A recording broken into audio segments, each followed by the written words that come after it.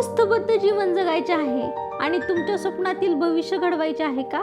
तुम्हाला शिस्तीचा वापर करून तुमचे ध्येय गाठायचे आहे का? तुम्ही शिस्तप्रिय आहात, पण तरीही तुमच्या जीवनाचा समतोल बिघडला आहे आणि तुम्हाला आतून पोकळी जाणवते का? जर तुम्ही या प्रश्नांची उत्तरे शोधत असाल तर तुमचा शोध इथेच संपतो, कारण आज आपण अशाच एका पुस्तकाबद्दल बोलणार आहोत. चला तर पाहूया मग. हाय, हॅलो, नमस्कार.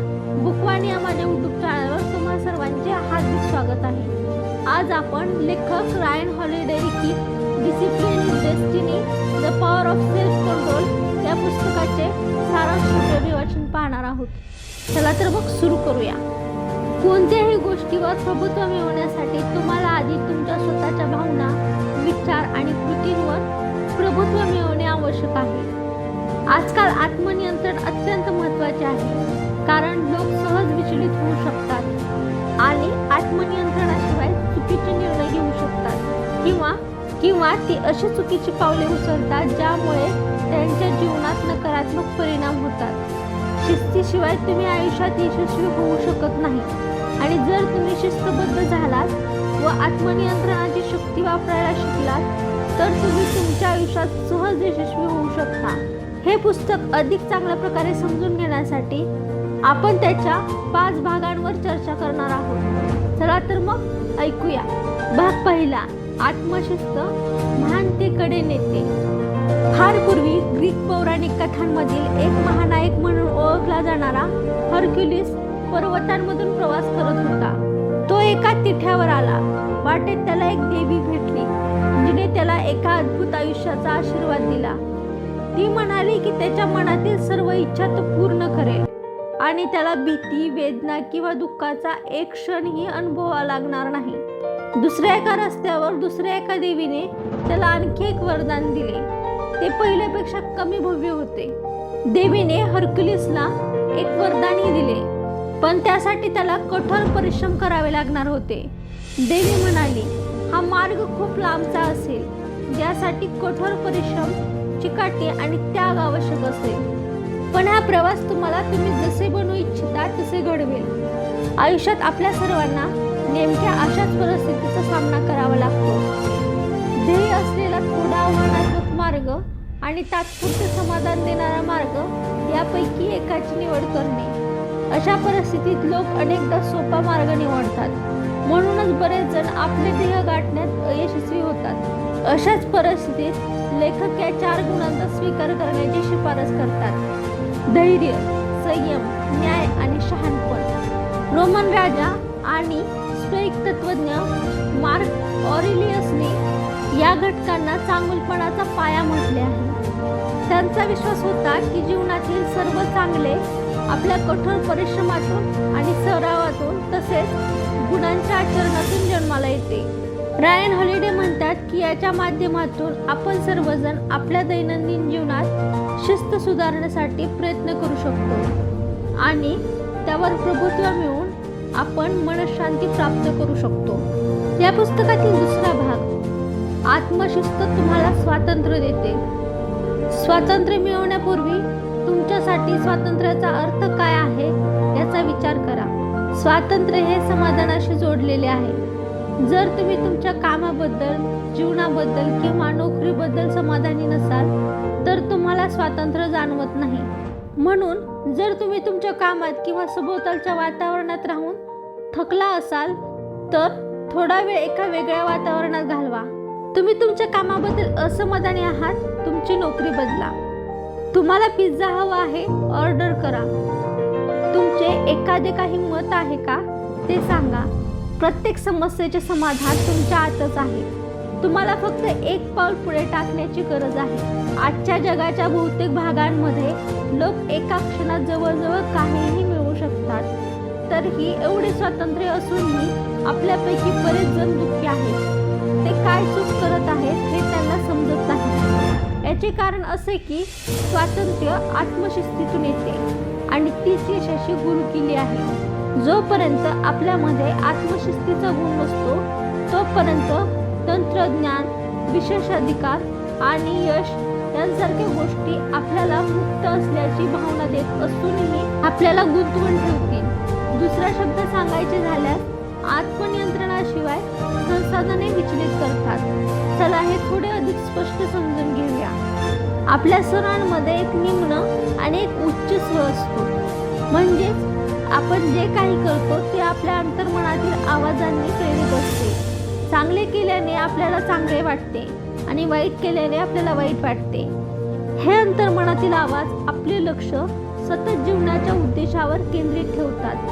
हा एक देह केंद्रित आणि देहहीन मार्गामधील निवडीचा प्रश्न आहे. काही लोक देहहीन मार्ग निवडतात आणि हार मानतात, तर काही जण आपल्या मार्गासाठी प्रयत्न करत राहतात. या दोन्हींमध्ये संतुलन राखणे अत्यंत महत्त्वाचे आहे. आत्मशिस्त म्हणजे आपल्या निम्न स्ववर नियंत्रण ठेवण्याची आणि आपल्या उच्च स्वला बळकट करण्याची क्षमता. यामध्ये कठोर परिश्रम, चांगल्या सवयींचा सराव करणे, आव्हानांना सामोरे जाणे आणि आपण करत असलेल्या प्रत्येक गोष्टीत संतुलन राखण्यासाठी मर्यादा घालणे यांचा समावेश होतो. थोडक्यात ही तत्वे संयम आणि दृढ निश्चयाने मार्गदर्शित जीवन जगण्याची तत्वे आहेत. हे खरे आहे की आत्मशिस्त विकसित करण्यासाठी धैर्याची आवश्यकता असते, पण हेही खरं आहे की स्वयंशिस्तबद्ध जीवनशैली अंगीकारल्याने तुम्ही आपोआपच एक धाडसी व्यक्ती बनता. आणि त्याहूनही महत्त्वाचे म्हणजे ही सवय तुम्हाला तुमच्या क्षेत्रात महान बनवेल.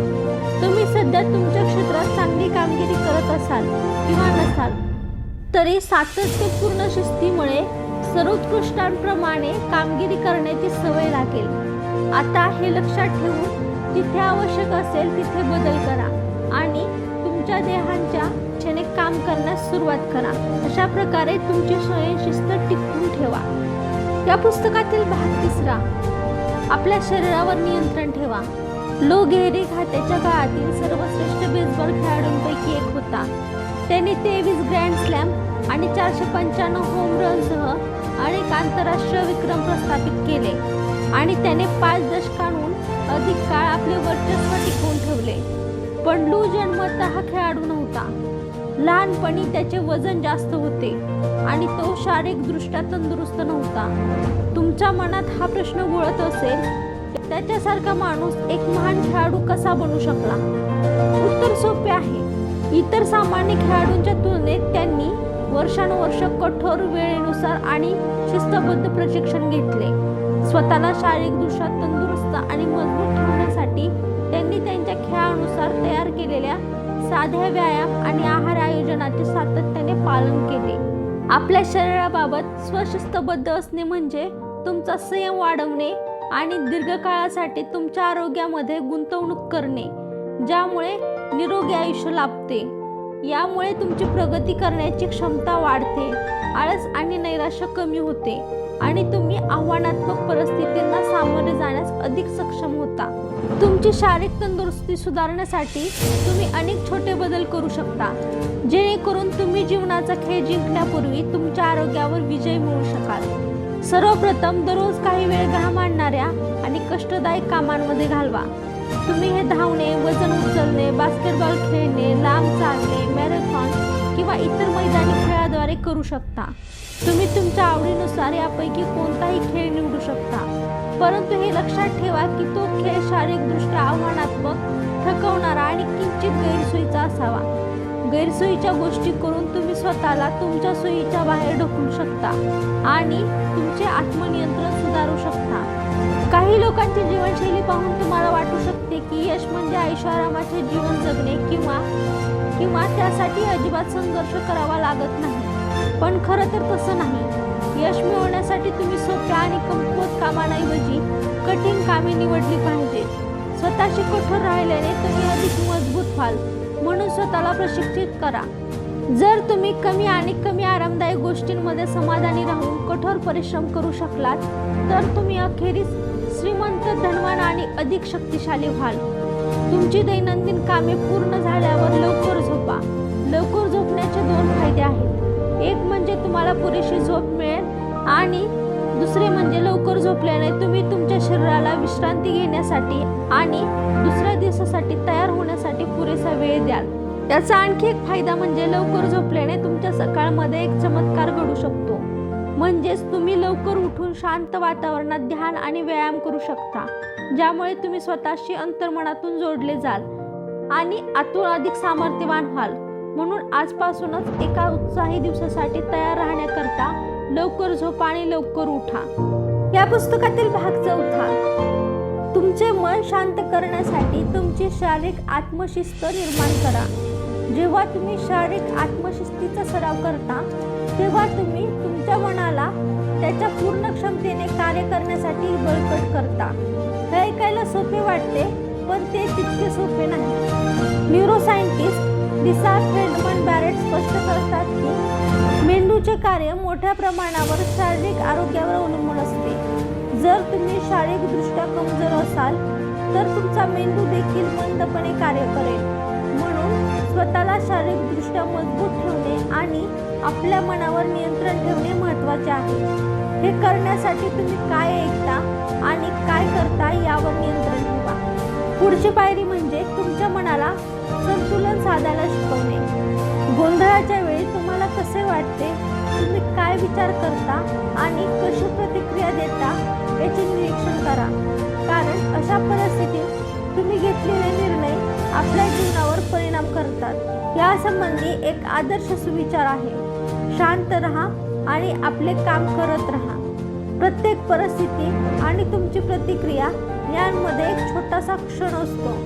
तुम्ही एकतर त्याचा उपयोग विचार करण्यासाठी, तुमचे विचार संघटित करण्यासाठी आणि अधिक माहिती गोळा करण्यासाठी करू शकता, किंवा तुम्ही प्रयत्न न करता परिस्थितीला शरण जाऊ शकता, जसे की रागावणे आणि स्वतःला किंवा इतरांना दोष देणे. लक्षात ठेवा, नकारात्मक प्रतिक्रियांनी वाईट परिस्थिती सुधारता येत नाही. असे केल्याने ती आणखी बिघडू शकते. म्हणून प्रतिक्रिया देण्यापूर्वी काही क्षण संयम बाळगा. स्वतःला विचारा की तुम्हाला ते वाटते आहे ते खरंच आहे का, किंवा परिस्थिती सुधारण्यासाठी दुसरा काही पर्याय आहे का. भीती किंवा रागाला तुमच्या मनावर हावी होऊ देऊ नका. तुमच्या मनाला शिस्त लावण्याचा आणखी एक पैलू म्हणजे लक्ष केंद्रित करण्याचे प्रशिक्षण घेणे. यासाठी तुम्ही विटोवेनची पद्धत वापरू शकता. ज्या गोष्टीवर किंवा कामावर तुम्हाला लक्ष केंद्रित करायचे आहे त्याच्याशी संबंधित संगीत कमी आवाजात लावा आणि पार्श्वसंगीत म्हणून ऐका. थोडे स्वार्थी व्हा. जेव्हा तुम्ही तुमच्या नियंत्रणाबाहेर असतात तेव्हा परिस्थिती सुधारण्यासाठी फक्त तुमच्या नियंत्रणात असलेल्या गोष्टी वापरण्याचा सराव करा आणि अनियंत्रित गोष्टींकडे दुर्लक्ष करा. यामुळे तुम्हाला प्रेरित राहण्यास मदत होईल. तसेच सुरुवातीलाच परिपूर्णता मिळवण्याचा प्रयत्न करू नका. असे केल्याने तुम्हाला विनाकारण अपराधी वाटू शकते किंवा तुमच्या क्षमतांवर अविश्वास वाटू शकतो. म्हणून प्रत्येक वेळी परिपूर्णतेसाठी धडपड करण्याऐवजी आपण सर्वोत्तम कामगिरी करण्याचे ध्येय ठेवा. आणि जेव्हा तुम्ही तुमचे ठरवलेले ध्येय गाठू शकणार नाही तेव्हा हार मानू नका आणि प्रयत्न करत राहा. लक्षात ठेवा, आपण आपले ध्येय सोडून देण्यासाठी मापदंड ठरवतो. यासाठी नाही की आपण पूर्ण प्रेरणेने त्या दिशेने काम करू शकू. लक्षात ठेवा, पराभव कायमचा नसतो, तो पुढे जाण्याची एक संधी असते. तत्वज्ञ सॉक्रेटिस यांनी म्हटल्याप्रमाणे आपण कायमचे तसेच राहू शकत नाही. याचा अर्थ असा की प्रत्येकजण सुधारणा करू शकतो. अशा परिस्थितीत तुमचा विश्वासच तुमची शक्ती बनतो. जर तुमचा विश्वास असेल की तुम्ही पुढे जाऊ शकता तर तुम्ही नक्कीच तसे करू शकता. जर तुमचा विश्वास नसेल तरीही ते तुमच्या विश्वासाप्रमाणेच घडेल आणि तुम्ही ते करू शकणार नाही. म्हणून तुम्ही पुढे जात राहू शकता. या विश्वासाने पुढे जात राहा. या पुस्तकातील 5वा भाग, महानता प्राप्त करण्यासाठी तुम्ही तुमचे शरीर, मन आणि आत्मा यांना एकरूप केले पाहिजे. प्राचीन काळात नियंत्रणाबद्दल शिकण्यासाठी सारथी आणि राजे हे उत्कृष्ट आदर्श होते. शर्यत जिंकण्यासाठी सारथ्याला एकाच वेळी अनेक कामे करावी लागत असत. आपल्या घोड्यावर नियंत्रण ठेवत शक्य तितक्या वेगाने धावणे, घोड्याचा लगाम घट्ट धरून त्याला मानसिकदृष्ट्या एकाग्र राहावे लागत असे. स्वतःला किंवा घोड्याला इजा न पोचवता त्याला खडबडीत प्रदेशातून मार्गक्रमण करावे लागत असे. मृत्यूचा धोका नेहमीच मोठा असायचा आणि धोक्याच्या वेळी त्याला शांत राहावे लागत असे. आजूबाजूचा जमाव सतत जल्लोष करत आणि घोषणा देत असे. तुम्ही कल्पना करू शकता की अत्यंत तणावपूर्ण परिस्थितीत सर्वोच्च पातळीवर कामगिरी करण्यासाठी एखाद्या व्यक्तीला किती शारीरिक, मानसिक आणि आध्यात्मिक संबंध टिकवून ठेवण्याची गरज असते। याचे एक उत्तम उदाहरण म्हणजे रोमन सम्राट ॲटोनिनस ऑरेलियस। त्याने 23 वर्ष रोमनांवर राज्य केले आणि कधीही स्वतःला किंवा आपल्या कुटुंबाला आपल्या प्रजेपेक्षा जास्त महत्त्व दिले नाही। त्याने कधीही आपली कर्तव्ये टाळण्याचा प्रयत्न केला नाही, तो फक्त काम करत राहिला।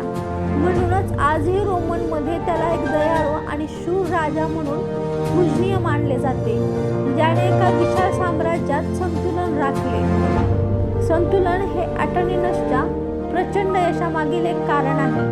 तथापि जर आत्मशिस्त, दया, करुणा आणि प्रेमाने संतुलित नसेल तर वास्तविक जीवनात केवळ आत्मशिस्त निरर्थक ठरते। नियंत्रणाचा प्रवास कठीण आणि आव्हानात्मक असतो, त्यामुळे कधी-कधी लोक तुमच्या निवडींना मान्यता देतील, तर कधी-कधी ते समजून घेणार नाहीत आणि कदाचित तुमच्याशी पूर्णपणे असहमती होतील। पण जसजसे तुम्ही सत्याच्या मार्गावर पुढे जाल तसे तुम्ही अधिक करुणाशील व्हाल आणि इतरांना मदत करण्यास अधिक इच्छुक व्हाल। तुमच्या लक्षात येईल की प्रत्येकजण आपापल्या परीने ठीक आहे। तुम्ही तिथे त्यांचा न्याय करण्यासाठी नाही, तर त्यांना स्वीकारण्यासाठी, त्यांना आनंदी ठेवण्यासाठी आणि त्यांना अधिक चांगले बनण्यासाठी प्रेरणा देण्यासाठी आहात। तत्त्वज्ञ क्लिंथिसिसची कथा याचे एक उत्तम उदाहरण आहे। एके दिवशी क्लिंथिसिस समुद्रकिनाऱ्यावर चालत असताना त्याने एका माणसाला आपल्या चुकीबद्दल स्वतःला दोष देताना पाहिले। क्लिंथिसिस थांबले आणि त्या माणसाला म्हणाले, तू आणि तू केलेली चूक यात फरक आहे। तू आतून चांगला आहेस, ते वागणं सोडून दे आणि चांगला बन। आजपासूनच एक स्वशिस्तबद्ध व्यक्तीप्रमाणे जगायला सुरुवात करा। त्या चुकीच्या वागणुकीकडे नेणाऱ्या प्रत्येक गोष्टीपासून दूर राहा आणि चांगल्या गोष्टी करायला सुरुवात करा। आपल्या सर्वांच्या स्वतःकडून खूप अपेक्षा असतात, त्यामुळे आपण आपल्या मर्यादांना आव्हान देतो आणि चांगली कामगिरी करतो। म्हणूनच आपल्याला मागे खेचणारी कारणे आपण अनेकदा स्वीकारत नाही। पण याचा अर्थ असा नाही की जेव्हा तुमच्याकडून चूक होते तेव्हा तुम्ही स्वतःला दुखवावे किंवा स्वतःचा तिरस्कार करावा। जे लोक असे करतात त्यांनी आधीच हार मानलेली असते। तुमच्या मित्राचा विचार करा। जर तुम्हाला कोणी अशाच परिस्थितीत आढळले तर तुम्ही त्यांना सांगाल का की त्यांनी काय चूक केली? की तुम्ही त्यांना चांगली पावले उचलण्यासाठी आणि परिस्थिती सुधारण्यासाठी प्रेरित कराल? एक वेगळा दृष्टिकोन स्वीकारा। फक्त लक्षात ठेवा, स्वशिस्तीमध्ये आपल्या कृती, विचार आणि भावनांवर नियंत्रण ठेवणे आणि त्यांचा उपयोग आपल्या ध्येयांसाठी करणे समाविष्ट आहे। असे केल्याने तुम्ही केवळ अधिक कार्यक्षमच होणार नाही, तर दीर्घकाळात आनंदी आणि निरोगी देखील राहाल। जर तुम्ही अयशस्वी झालात तर तुम्ही पुन्हा उभारी घ्याल। तुम्ही हे शोधू शकाल की तुम्ही तुमची सर्वोत्तम कामगिरी करू शकता आणि तुमच्यामध्ये जीवनातील आव्हानांना सामोरे जाण्याची क्षमता आहे। एकदा तुम्ही हे शोधून काढले की पडल्यावर स्वतःला सावरा आणि उद्देश व सामर्थ्याने आपला प्रवास सुरू ठेवा। आता स्वशिस्तबद्ध जीवन जगण्यासाठी पुस्तकात वर्णन केलेल्या सर्व पद्धतींचा वापर करा। लहान पावलांनी सुरुवात करा। असे काहीतरी करा जे तुमच्या समोर एक छोटे आव्हान उभे करते किंवा जे तुम्हाला कठीण वाटते। या कार्यासाठी सातत्याने प्रयत्न करा। तुम्हाला स्वतःमध्ये सकारात्मक बदल दिसून येतील आणि तुम्ही तुमच्या जीवनात अधिक कार्यक्षम व यशस्वी व्हाल। याबरोबरच लेखक रायन हॉलिडे लिखित डिसिप्लिन इज अ डेस्टिनी या पुस्तकाचे सारांशरूपी अभिवाचन समाप्त झाले आहे। भेटूया मग एका नवीन पुस्तकासह नवीन व्हिडिओमध्ये। तोपर्यंत हा व्हिडिओ आवडला असेल तर व्हिडिओला लाईक करा, शेअर करा आणि चॅनलला सबस्क्राईब करा। नवीन व्हिडिओच्या नोटिफिकेशनसाठी बेल आयकॉन दाबायला विसरू नका। आणि हे पुस्तक तुम्हाला आवडलं असेल तर पुस्तकाची लिंक व्हिडिओच्या डिस्क्रिप्शनमध्ये देत आहे, तिथून तुम्ही ते पुस्तक खरेदी करू शकता। धन्यवाद।